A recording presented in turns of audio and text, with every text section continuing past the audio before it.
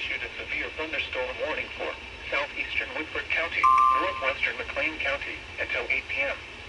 At 7 p.m., a severe thunderstorm was located over Carla, or 9 miles west of normal, moving northeast at 20 miles per hour.